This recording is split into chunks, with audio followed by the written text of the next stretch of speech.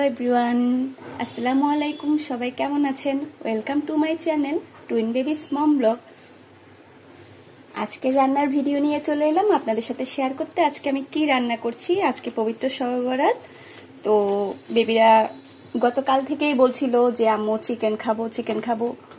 বললাম ঠিক আছে, কাল তো শবে বরাত, চিকেন তো খাওয়া হবে, চিকেন তোমাদের জন্য রান্না করে দিব। সো চলুন স্টার্ট করি। আমি কিভাবে রান্না করছি আপনাদের সাথে শেয়ার করি। সবকিছু গোছাতে আমি প্যানে তেল দিয়ে দিয়েছি। তেলটা অবশ্যই গরম হয়ে গেছে। আর এখন দিয়ে দিচ্ছি তেজপাতা, দিয়ে দিচ্ছি দারুচিনি, এলাচ এবং লবঙ্গ। পেঁয়াজ দিয়ে দিচ্ছি, পেঁয়াজ কেটে রেখেছি। পেঁয়াজটা আমি বাদামি কালার করে নেব। গাইস, আমার পেঁয়াজটা একটু লাল হয়ে গেছে, এক্ষেত্রে আমি একটু পানি দিয়ে দেব। পানি দিয়ে দিলাম। আর এখানে আমি মশলাগুলো একটা প্লেটে নিয়ে নিয়েছি। এখানে নিয়েছি আদা বাটা, একটু বাড়িয়ে নিয়েছি, কারণ এটা হচ্ছে যে পাকিস্তানি শক্ত যে মুরগিগুলো সেদ্ধ হতে অনেকক্ষণ সময় লাগে, তো সেক্ষেত্রে তো আদা বেশি দিতে হবে। আদা বাটা, রসুন বাটা, তারপর সরিষা বাটা, বাদাম বাটা, মরিচের গুঁড়ো, হলুদের গুঁড়ো। আর এটা হচ্ছে মুরগির মশলা নিয়েছি। আমার কাছে আজকে গরম মশলাটা নেই, তাই আমি এটা ইউজ করব। আর একটু নেড়ে চেড়ে নিব। এখানে দিব পেঁয়াজ বাটা আর টমেটো। পেঁয়াজ আর টমেটো আমি একসাথে ব্লেন্ড করে নিয়েছি। সব দেব না, যতটুকু প্রয়োজন অতটুকু দিয়ে নিব।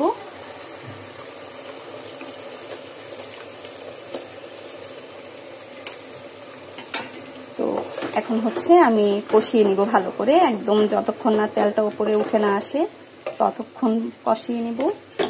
আর লবণটা দেওয়া হয়নি, লবণটাও দিয়ে দিচ্ছি। আমার মাংস হচ্ছে 2 কেজি, তো আমি সবগুলোই রান্না করে ফেলবো, তাই মশলাটাও একটু বেশি দিয়েছি। গাইস, আমার মশলা কষানো হয়ে গেছে। এখন আমি এখানে যা মাংস নিয়েছি সব কষিয়ে নিব। আসলে হয়েছে কি, আমি এখানে কিছু মাংস একদম ভালো করে কষিয়ে তুলে ডিপে রেখে দিব, আর কিছু আজকে খাওয়ার জন্য ব্যবহার করব। তো আমি এখন মাংসটা দিয়ে দিচ্ছি। একদম কিচ্ছু রাখিনি, সব দিয়ে দিয়েছি, হাত পা মুরগি যা আছে সব দিয়ে দিয়েছি এখানে। এখন নেড়ে চেড়ে নিব। এই মাংসটাকে আমি আজকে অনেকক্ষণ কষাবো। এটা অনেকক্ষণ কষাতে হয়, তো আমি প্রায় 40-45 মিনিট কষাবো। কষানোর পরে এরপরে গরম পানি দেব। তো ততক্ষণে আমি অন্য কাজ করে নিই, কষানো হলে আবার আপনাদেরকে দেখাচ্ছি।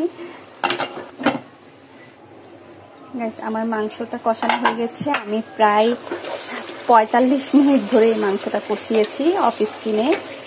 তো ভিডিও অনেক লম্বা হয়ে যাবে, তাই আমি আপনাদেরকে এতক্ষণ সময়টা নেইনি, অফ স্ক্রিনে কষিয়ে নিয়েছি। এখন আমি গরম পানিটা দিয়ে দিব।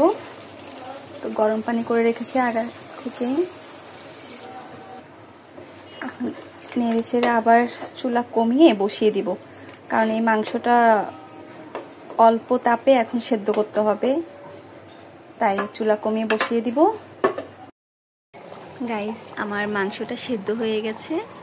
তো এখন আমি এটা নামিয়ে নিচ্ছি। আর সাথে অন্যদিকে আমি একটা সবজিও রান্না করে নিয়েছি, এবং কি রান্না করছি সেটাও আমি আপনাদেরকে দেখাচ্ছি। সবজি ছাড়া তো চলবে না।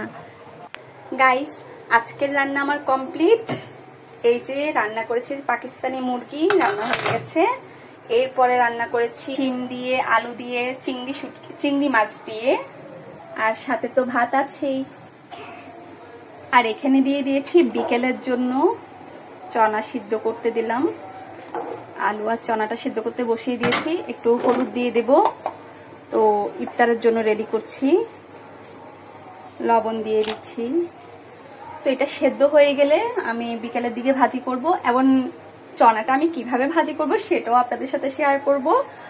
তো আমার ভিডিওটা আমি আজকে এখানে ক্লোজ করছি। পরবর্তী ভিডিও নিয়ে আবার হাজির হয়ে যাব। সেই পর্যন্ত আমার সাথে থাকবেন। আল্লাহ হাফেজ।